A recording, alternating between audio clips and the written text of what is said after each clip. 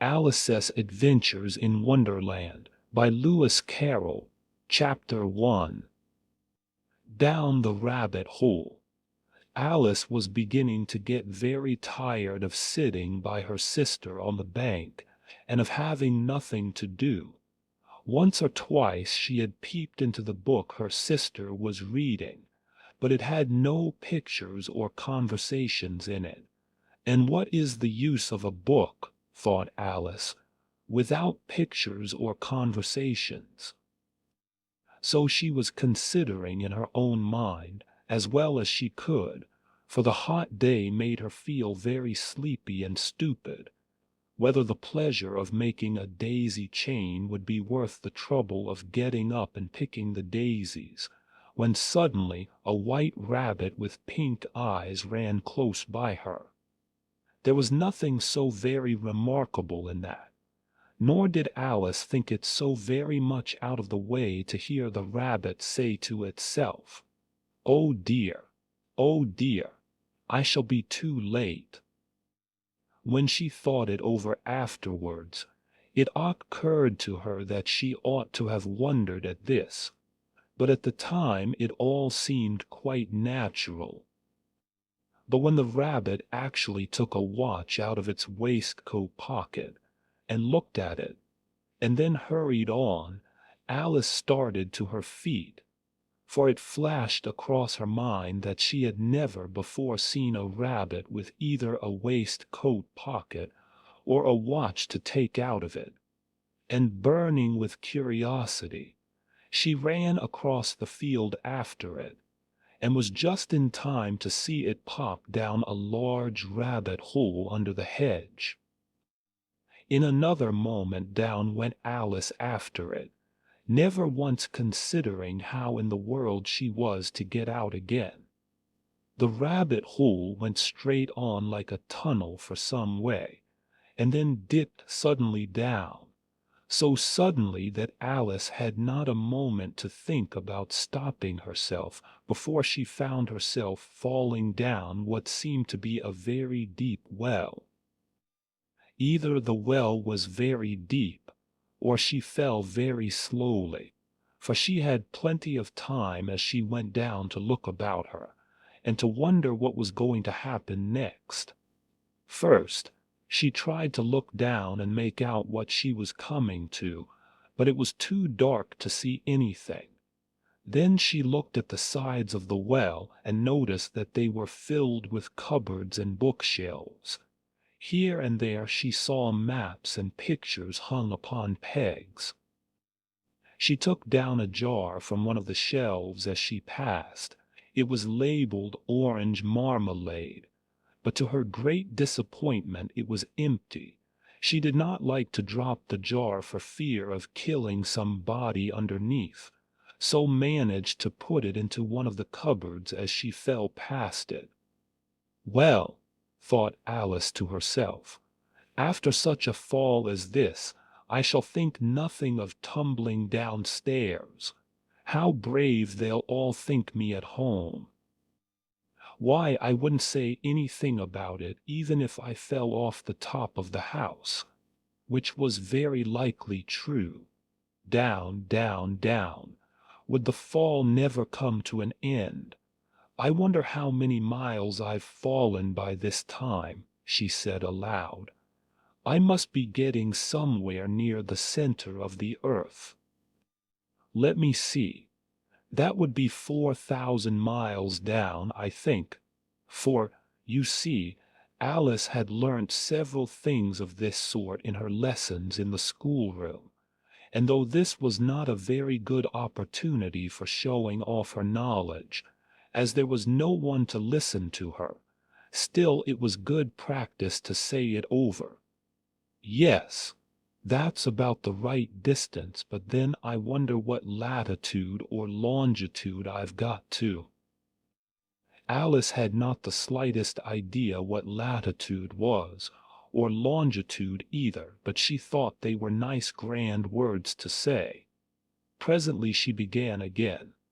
"I wonder if I shall fall right through the earth. How funny it'll seem to come out among the people that walk with their heads downwards. The antipathies, I think. She was rather glad there was no one listening this time, as it didn't sound at all the right word. But I shall have to ask them what the name of the country is, you know. Please, ma'am, is this New Zealand or Australia? And she tried to curtsy as she spoke, fancy curtsying as you're falling through the air. Do you think you could manage it? And what an ignorant little girl she'll think me for asking. No, it'll never do to ask. Perhaps I shall see it written up somewhere. Down, down, down. There was nothing else to do, so Alice soon began talking again. Dinah'll miss me very much tonight, I should think. Dinah was the cat. I hope they'll remember her saucer of milk at tea time. Dinah, my dear, I wish you were down here with me. There are no mice in the air, I'm afraid, but you might catch a bat, and that's very like a mouse, you know. But do cats eat bats, I wonder? And here Alice began to get rather sleepy and went on saying to herself in a dreamy sort of way, do cats eat bats? Do cats eat bats? And sometimes, do bats eat cats? For you see, as she couldn't answer either question, it didn't much matter which way she put it. She felt that she was dozing off, and had just begun to dream that she was walking hand in hand with Dinah, and was saying to her very earnestly, now, Dinah, tell me the truth. Did you ever eat a bat? When suddenly, thump, thump, down she came upon a heap of sticks and dry leaves, and the fall was over. Alice was not a bit hurt, and she jumped up onto her feet in a moment. She looked up, but it was all dark overhead. Before her was another long passage, and the white rabbit was still in sight, hurrying down it. There was not a moment to be lost. Away went Alice like the wind, and was just in time to hear it say, as it turned a corner, "Oh, my ears and whiskers, how late it's getting!" She was close behind it when she turned the corner, but the rabbit was no longer to be seen. She found herself in a long, low hall, which was lit up by a row of lamps hanging from the roof.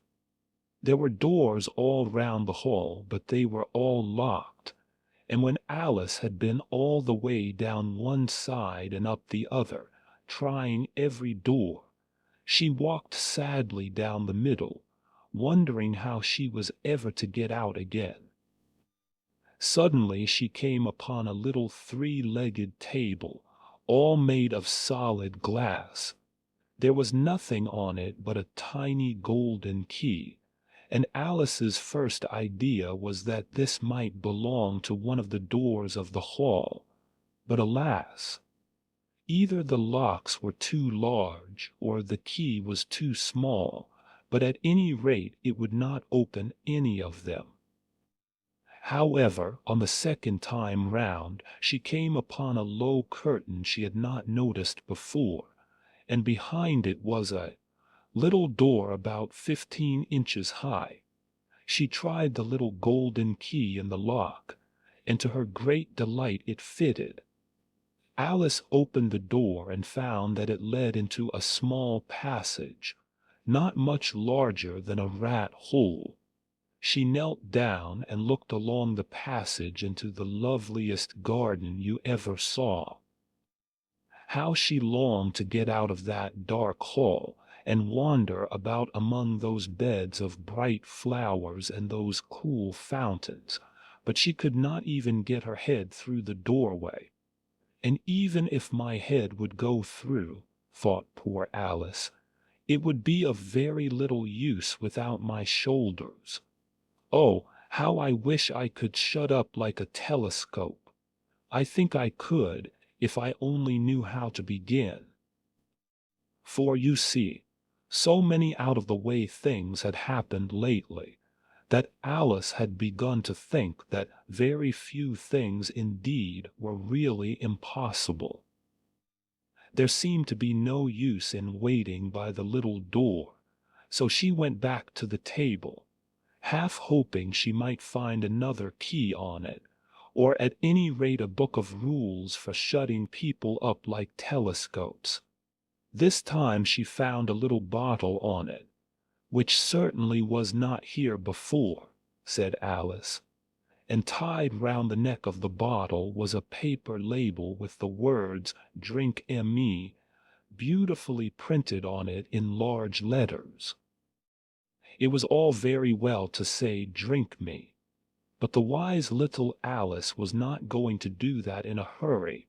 "No, I'll look first," she said, "and see whether it's marked poison or not." For she had read several nice little stories about children who had got burnt and eaten up by wild beasts and other unpleasant things, all because they would not remember the simple rules their friends had taught them, such as that a red-hot poker will burn you if you hold it too long, and that if you cut your finger very deeply with a knife, it usually bleeds. And she had never forgotten that if you drink much from a bottle marked poison, it is almost certain to disagree with you sooner or later. However, this bottle was not marked poison, so Alice ventured to taste it, and finding it very nice, it had in fact a sort of mixed flavor of cherry tart, custard, pineapple, roast turkey, toffee, and hot buttered toast. She very soon finished it off. "What a curious feeling," said Alice. "I must be shutting up like a telescope." And so it was indeed. She was now only 10 inches high, and her face brightened up at the thought that she was now the right size for going through the little door into that lovely garden. First, however, she waited for a few minutes to see if she was going to shrink any further. She felt a little nervous about this, for it might end, you know, said Alice to herself, in my going out altogether like a candle.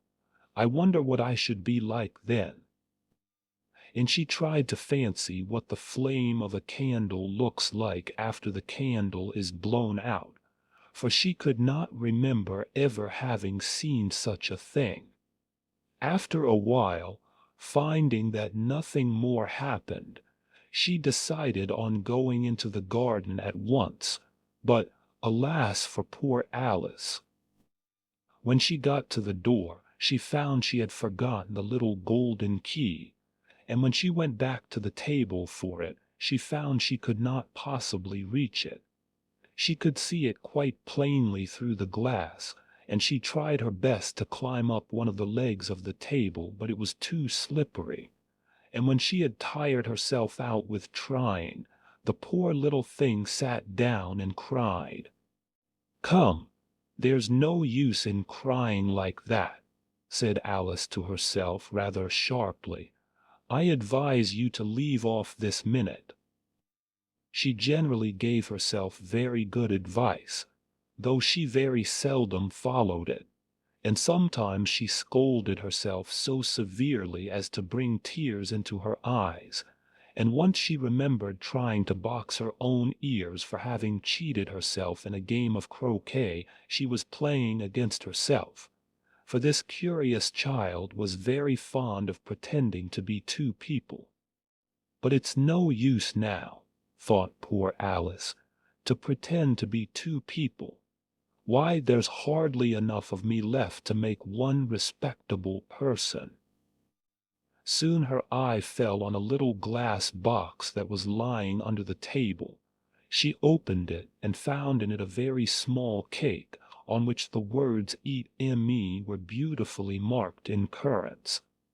"Well, I'll eat it," said Alice, "and if it makes me grow larger I can reach the key, and if it makes me grow smaller I can creep under the door, so either way I'll get into the garden, and I don't care which happens." She ate a little bit and said anxiously to herself, "Which way? Which way?" holding her hand on the top of her head to feel which way it was growing, and she was quite surprised to find that she remained the same size.